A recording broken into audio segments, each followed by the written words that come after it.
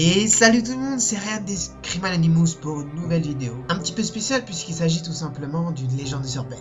J'ai bien vu que vous avez aimé la vidéo Robert the Doll, donc là je vais vous parler d'une légende encore plus, on va dire peut-être même la plus populaire. Elle me tient à cœur parce que pour vous dire, quand j'étais plus jeune, elle me faisait frissonner mais vous pouvez pas imaginer. Et je vais vous parler tout simplement de Bloody Mary, ou la Marie sanglante. Bien que Bloody Mary ça fasse plus stylé. Bloody Mary, ou la Marie sanglante, est un fantôme légendaire, au cœur d'une très populaire légende urbaine. Et je pense que vous connaissez tous cette légende. On a dû vous la raconter à l'école, ou alors quand on était jeune on dormait chez un ami ou une amie, et on se faisait frissonner avec des histoires toute la nuit. Et ben moi je vais vous en parler un petit peu plus dans le détail. Il est dit qu'une femme apparaît dans le miroir si son nom, la Marie sanglante, est dit par 3 fois de suite. L'apparition de la Marie sanglante peut avoir une attitude neutre, mais quelquefois malveillante, selon les variantes de la légende et les intentions de la personne qui l'invoque. Les différentes versions de cette légende urbaine se retrouvent dans presque toutes les sociétés et d'autres légendes urbaines similaires, comme Hanako-san, si je l'ai bien prononcé, le fantôme japonais qui hante les salles de bain. Selon la croissance populaire, la personne souhaitant invoquer Bloody Mary doit se trouver dans l'obscurité, devant un miroir éclairé à la chandelle. Elle doit fixer le miroir et répéter 3 fois Bloody Mary, Bloody Mary, Bloody Mary, ou la Marie sanglante. C'est alors qu'une femme, portant une robe blanche ensanglantée, apparaît alors dans le miroir.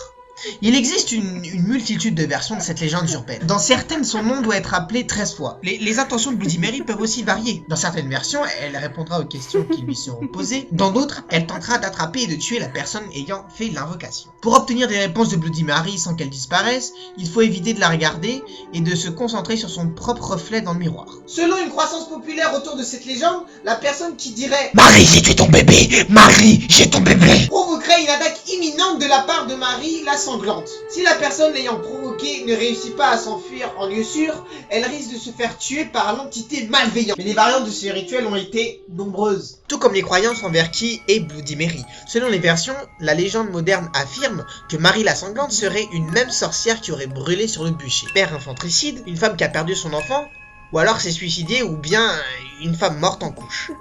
Selon une autre légende, il s'agirait d'une jeune fille tombée dans le coma suite à une maladie. Son père médecin voulait la sauver, mais des rumeurs disaient que cette fille était une sorcière. Il l'a donc enterrée vivante, elle s'est réveillée et a sonné la cloche qu'on lui avait accrochée à son poignet. Ses parents ne l'ont pas entendue. Au matin, son père a été prié à la tombe, il a vu la cloche cassée et l'a déterrée. Il était trop tard, elle était morte, asphyxiée. Dans certaines régions, particulièrement au Québec, la Marie en question est la Sainte Vierge, qui est directement provoquée lorsqu'il dit Sainte Marie, Vierge de sang. L'une des variantes les plus intéressantes est que la croyance de Bloody Mary serait anglaise et le rituel aurait pour but d'invoquer l'esprit de Marie Tudor, ancienne reine d'Angleterre, mieux connue sous le nom de Marie la sanglante. Les railleries concernant les bébés de Bloody Mary feraient référence à la vie de cette cruelle reine qui fut marquée par de fausses couches ou de grossesses nerveuses. Elle ne réussit pas à mettre au monde un enfant et la pression sur elle était très grande. Les croyances au sujet des miroirs et de leur capacité à servir de passage de moyens de communication avec l'autre monde sont nombreuses. Traditionnellement, lorsqu'un membre de la famille mourait, on recouvrait les miroirs de la maison afin que le défunt ne puisse pas voir son reflet et puisse ainsi quitter la demeure familiale en toute inquiétude.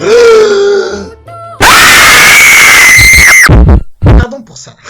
Quant à la légende elle-même, elle pourrait prendre sa source dans une carte distribuée pour Halloween au début du XXe siècle. Celle-ci représente une jeune femme dans le noir, un miroir face à elle, tentant d'y trouver le visage de son futur mari.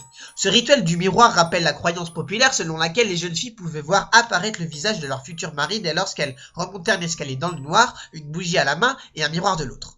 Détail macabre, si c'était le crâne de la grande faucheuse qui apparaissait, cela signifierait qu'elles étaient destinées à mourir avant de se marier. La coutume a donc toujours offert au miroir la capacité de faire le lien entre les deux mondes, le nôtre et celui de l'au-delà, où se côtoient la magie et les morts. À l'âge où les enfants jouent à se faire peur, invoquer Bloody Mary, comme invoquer les esprits d'ailleurs, est un jeu qui permet de tester son courage. Bloody Mary étant supposée attaquer ou tuer celui qui l'a invoqué, et si elle ne le tue pas, le hante ou le rende fou. Une façon de flirter avec le danger quoi, d'affronter ses peurs en toute sécurité. Donc, pour ma part, je suis quelqu'un de très courageux. T'es pas crédible. Donc je vais aller tester de ce pas. J'ai acheté les bougies et tout le tralala. Donc si vous voyez que je ne poste plus de vidéos, c'est que je suis mort et qu'il ne faut donc pas essayer. La légende n'est plus une légende mais une vérité. Si ça vous a plu, mettez un pouce vert. Peut-être pour ma dernière vidéo, qui sait hein. Si ça vous a plu, abonnez-vous à la chaîne et dites-moi dans les commentaires si vous voulez ce genre de vidéo. C'était Ryan des Criminal Animals pour une nouvelle vidéo et je vous souhaite bienvenue dans le monde de la peur.